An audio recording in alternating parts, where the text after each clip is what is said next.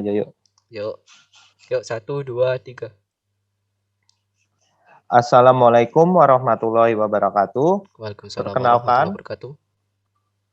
kami dari kelompok 7 dengan saya sendiri Torik Muhammad Aziz dan teman saya Agus Kurniawan. Di sini kami akan menjelaskan tentang cara-cara untuk mempermudah kalian dalam melakukan siklus akuntansi dengan fitur-fitur yang akan kami jelaskan. Yang pertama ini dari penamaan perusahaan saja kita sudah menggunakan fitur sama dengan ya teman-teman.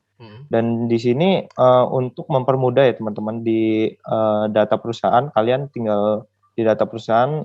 Ini kami berdasarkan data perusahaan, nama perusahaan kami misalkan UD Kapten Cakra ini jika diubah di data perusahaannya itu otomatis di semua bagian nama perusahaan itu akan berubah dengan sendirinya teman-teman. Di sini tujuannya untuk mempermudah saja. Yang kedua untuk dari menu utama ini opsional ya teman-teman. Tujuannya ini untuk mempermudah saja kita mengakses data mana yang kita mau buka gitu teman-teman. Misalkan kita ke jurnal umum ya teman-teman. Kita tinggal pencet aja jurnal umum. Lalu otomatis akan terbuka sendiri jurnal umumnya teman-teman. Seperti itu. Halo, Agus? Oke, lanjut ya ke daftar akun. Oke, kita ke daftar akun.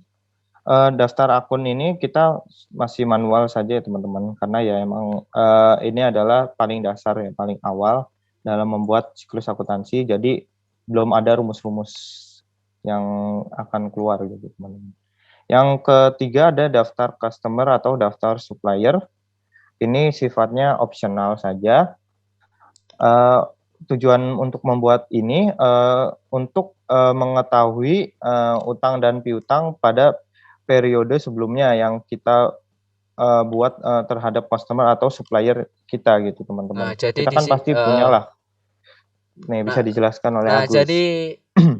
jadi fitur yang kita buat ini yaitu daftar customer dan daftar supplier. Nah, fungsinya ini tadi yang dijelaskan historik untuk mencatat piutang dan hutang customer atau supplier yang pada periode sebelumnya. Jadi kita pada periode berikutnya itu kita tahu gitu teman-teman berapa piutangnya, berapa hutangnya, seperti itu teman-teman. Kita lanjut ke Nah, neraca saldo awal.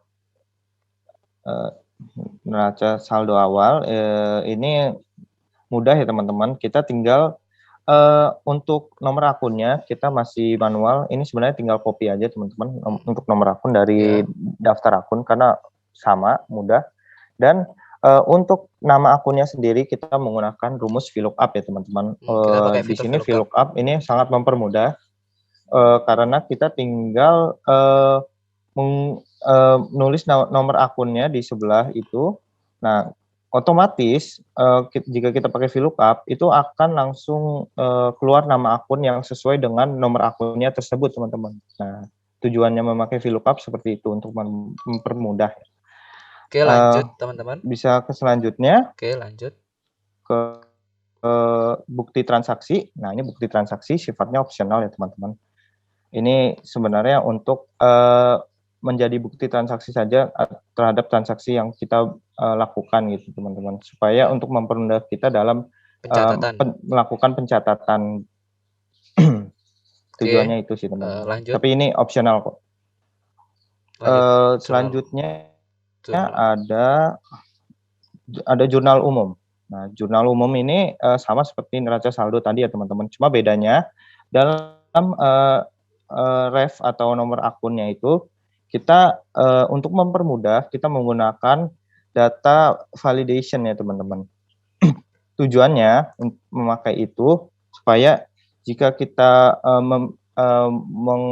memilih ref atau nomor akun itu kita tidak perlu melihat kembali ke nama akun atau nomor akun tersebut teman-teman, supaya kita tidak bolak-balik gitu teman-teman. Jadi kita tinggal pilih aja optionnya di situ, kita pilih nomor akunnya berapa.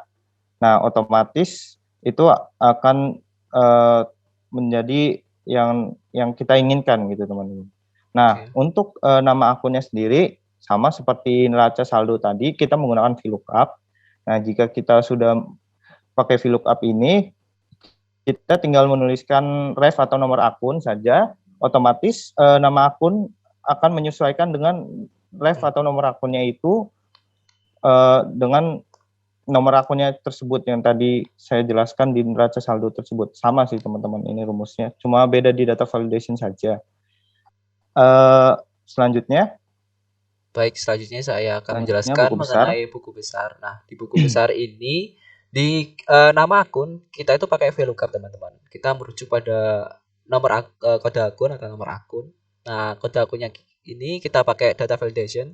Seperti yang dijelaskan oleh Torik tadi, untuk mempermudah penulisan dalam kode akun ini. Dan juga fungsi VLOOKUP ini juga sama untuk memunculkan nama akun secara otomatis berdasarkan kode akun yang kita tulis teman-teman. Nah, lalu pada akun debit atau kreditnya ini juga sama sih, pakai VLOOKUP. Selanjutnya pada saldo debit kredit pada jurnal umum. Nah, di sini kita pakai SUMIF yang merujuk pada jurnal umum teman-teman. Nah, fungsinya SUMIF ini jadi untuk mempermudah saja sehingga kita nggak perlu menulis manual teman-teman. Kan akun-akun di akun-akun misalkan akunnya itu banyak teman-teman. Nah, jadi kita cuman tinggal sekali rumus langsung kita copy aja, itu secara otomatis bakal muncul gitu teman-teman. Nah, sama sih di saldo akhir kita pakai tapi di saldo akhir ini kita pakai if teman-teman. Oke, pakai if. Jadi ini semuanya pakai rumus teman-teman. Jadi sangat mempermudah sekali, sangat mempersingkat waktu sekali teman-teman. Nah, di sini kita ya tinggal ganti aja nomor akunnya sesuai yang kita inginkan gitu. Nanti saldo debit, kreditnya, saldonya semua itu akan otomatis terganti. Lanjut pada buku besar pembantu piutang, ini juga opsional. Buku besar pembantu piutang dan buku besar pembantu hutang ini teman-teman, itu fungsinya untuk mencatat piutang atau hutang dari customer dan supplier yang terjadi pada periode tersebut teman-teman. Jadi kita tahu nih saldo akhir piutang berapa, saldo akhir hutang berapa gitu teman. Ini fungsinya opsional juga sih teman-teman. Sama. Nah, di neraca saldo akhir ini sama kayak di neraca saldo awal, cuman bedanya di saldo debit dan kredit kita menggunakan fungsi if dan VLOOKUP. Nah, di jurnal penyesuaian ini juga sama teman-teman, kita gunakan data validation, terus kita pakai VLOOKUP sama kayak di jurnal umum. Lanjut di buku besar setelah penyesuaian ini juga sama, kita pakai SUMIF di sininya itu, tapi cuman bedanya kita merujuk pada jurnal penyesuaian karena ini buku besar setelah penyesuaian gitu teman-teman. Sama semua. Di neraca saldo setelah penyesuaian juga sama seperti neraca saldo yang sebelumnya itu. Nah, di neraca lajur ini untuk nomor akun, sebenarnya nomor akun ini tinggal di copy aja. Lalu untuk untuk nama akun di sini pakai VLOOKUP, dan untuk neraca saldo di kolom debit kredit ini pakai SUMIF teman-teman. Sama di sini pakai SUMIF, dan di sini pakai neraca saldo setelah penyesuaian pakai if, dan di laporan laba rugi pakai if teman-teman.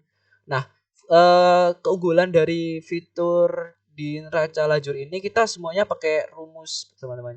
Kan di neraca lajur ini lumayan banyak sekali ya.